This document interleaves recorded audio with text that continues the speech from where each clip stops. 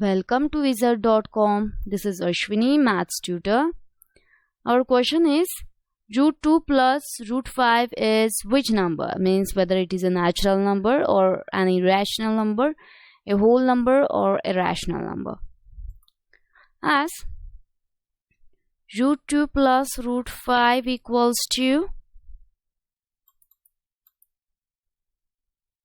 root 2 plus root 5 is 65028.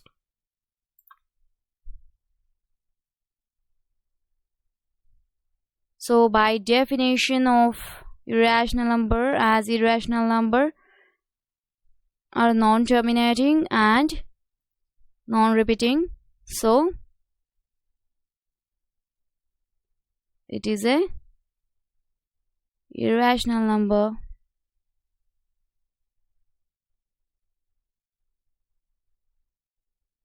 So our option is option B, which is correct option.